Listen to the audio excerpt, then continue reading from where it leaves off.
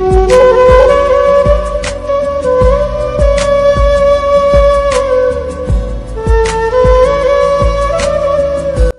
আলাইকুম এভরিওয়ান, সবাই কেমন আছেন? আশা করি ভালো আছেন।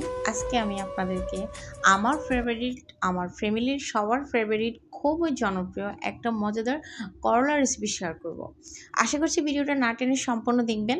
এভাবে করলা রান্না করলে আপনার ফ্যামিলিতে যারা করলা পছন্দ করে না তারাও অনায়াসে খাবে।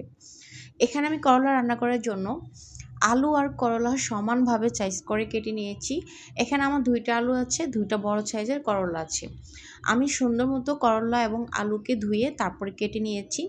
এখন চলেন আমরা রান্না চলে যাই। একবার হলো বাসায় এভাবে করলাটা রান্না করে দেখবেন, আশা করছি এর স্বাদ আপনার মুখে লেগে থাকবে। প্রথমে আমি ফ্রাই প্যানে তেল দিয়েছি, তেলের মধ্যে একটু হলুদের গুঁড়া আর পরিমাণ মতো লবণ দিলাম। এখন এই তেলের মধ্যে আমি করলা এবং আলু 2 পদকে একসাথে করে ভেজে নেব। এভাবে করে করলা ভেজে রান্না করলে এর স্বাদ আপনি কোনোদিনও ভুলতে পারবেন না। অনেকেই করলাটা খুব বেশি পছন্দ করেন, বাট তিতার কারণে একদম ভালো লাগে না, আনইজি ফিল করেন, খেতে পারেন না। এভাবে রান্না করে দেখবেন, করলা খেয়েছেন নাকি অন্য কোনো সবজি রান্না করেছেন, আপনার কাছে মনেই হবে না যে এটা করলা রান্না করেছেন, কোনো তিতা থাকবে না। এই করলা ভাজিটা একটু ভর্তা টাইপের হয়, বাট অনেক মজা। একবার হলো বাসায় ট্রাই করবেন। আর আমার ভিডিওটা সম্পূর্ণ দেখেন আমি কিভাবে রান্না করেছি। আসলে করলা ভাজি সবাই করতে পারে, অনেকে আবার তিতা দূর করেও রান্না করতে পারে, কিন্তু আমি আমার পছন্দের রান্নাটা আপনাদের সাথে শেয়ার করে দিলাম।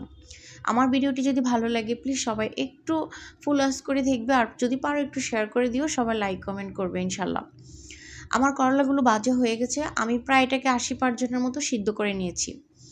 এখন আমি করলাগুলোকে তুলে নেব। দেখেন আমি তুলে নিচ্ছি, একটু বেশি তেল দিয়ে ভেজেছি, কারণ এই তেলের মধ্যে আমি বাকি রান্নাটা করতে পারবো।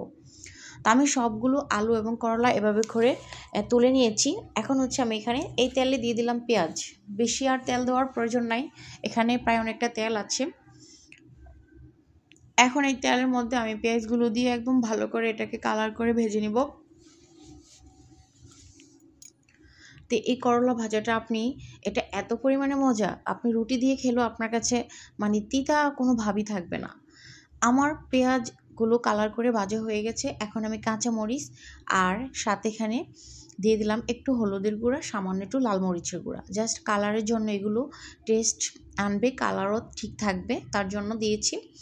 কাঁচা মরিচ, হলুদের গুঁড়া, তারপর মরিচের গুঁড়া দিয়ে দিলাম। আর এ পর্যায়ে আমি ভেজে রাখা করলা এবং আলুগুলো দিয়ে দিলাম। দেখেন কত সুন্দর করে। তো এখন এটাকে চুলার জালটা মিডিয়াম আছে রেখে আমি রান্না করে নিব।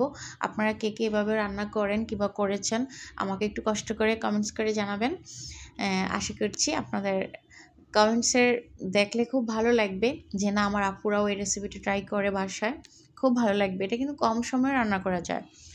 আর অনেক সময় আপনি সাধারণভাবে করলা ভাজি করলে আপনার সাথে যদি আরেকটা কোনো তরকারি না থাকে তাহলে কিন্তু খেতে ভালো লাগে না।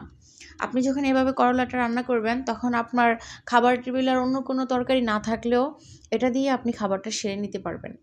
আমি সেই করলাগুলো যে বাটির মধ্যে রেখেছিলাম সেই বাটি দিয়ে একটু পানি দিয়েছি, এখানে আর কোনো পানি দিব না। এখন চুলা জালটা একদম কম আঁচে রেখে ঢাকনা দিয়ে আমি রান্নাটা করে নিব। আর ঢাকনা দিয়ে রান্নাটা অবশ্যই করবেন, তাহলে করলা আলু যদি কাঁচা থেকে যায় তাহলে তাড়াতাড়ি সিদ্ধ হয়ে যাবে। আর আমি সব সময় তরকারি কষানোর ক্ষেত্রে, যে কোনো ভাজি করার ক্ষেত্রে চুলার জালটা আমি একটু মিডিয়াম আঁচ করে দিই। আর হাই হিটে রান্না করলে কিন্তু সবজি কাঁচা থেকে যায়, রান্নাটা পারফেক্ট হয় না। আসলে রান্না একটা শিল্প, যে যেভাবে আঁকবে সেভাবে কিন্তু আঁকা হয়ে যাবে। রান্নাটাও এমন, আপনি যেভাবে ধৈর্য ঘুরাবেন সেভাবে আপনার রান্নাটা হয়ে যাবে। এখন আমার করলাগুলো কিন্তু প্রায় হয়ে গেছে। এখন যেটা করতে হবে সেটা আমি আর একটু নেড়ে ছেড়ে এই করলার মধ্যে একটা ডিম ব্যবহার করব। তো করলাগুলো আমি এভাবে করে 2 পাশে এভাবে সরিয়ে নিচ্ছি, মাঝখান থেকে এভাবে ফাঁকা করে নিচ্ছি। এখন এই পাকা জায়গায় আমি একটা ডিম দিয়ে দিব। এই ডিমটাই কিন্তু এই করলার মেন উপকরণ। এত মজা হয়, ডিম আর করলার একটা ফ্লেভার জাস্ট অসাধারণ। আপনি চাইলে আপনার বাসায় যদি বাচ্চারা থাকে তাদেরকেও করলার এই অসাধারণ রেসিপিটা তাদেরকে খাওয়াতে পারবেন। তিতা তো থাকেই না, এত মজা, এত গ্রান বলার বাইরে। বাসায় ট্রাই না করলে বুঝতেই পারবেন না। দেখেন আমি ডিমটাকে এভাবে করে ফেটিয়ে নিচ্ছি। আর ডিমটা দেওয়ার সময় কিন্তু অবশ্যই দেখে দিবেন, কারণ এখন আমরা ফ্রিজে ডিম রাখার পরেও কিন্তু অনেক ডিম নষ্ট হয়ে যায়, জানি না কি হয়েছে। আমার 20টার মতো ডিম আনা হয়েছিল গত সপ্তাহে, 20টা ডিম থেকে আমার 5টা ডিমই পচা হয়েছে। যাই হোক, এটা দেখার পর থেকে এখন হচ্ছে আমি যে কোনো জিনিসে ডিম ব্যবহার করার আগে আলাদা একটা পাত্রের মধ্যে ফেটে নেই, তাহলে বোঝা যায় যে ডিমটা ভালো নাকি খারাপ। আপনারাও সেটাই করবেন, কারণ এখন দেখা গেছে এতগুলো তরকারির মধ্যে যদি ডিমটা না বুঝে শুনে না দেই, তাহলে ডিমটা পচা হলে কিন্তু তরকারিটা আর খাওয়া যাবে না। তাই ডিমটা ফাটানোর ক্ষেত্রে কিন্তু একটু সাবধানতা অবলম্বন করতে হবে। আমার রান্নাটা কিন্তু প্রায় কমপ্লিট। এটা দেখতে এত লোভনীয় লাগতেছিল, মন চাচ্ছে এখন একটু খেয়ে নিই।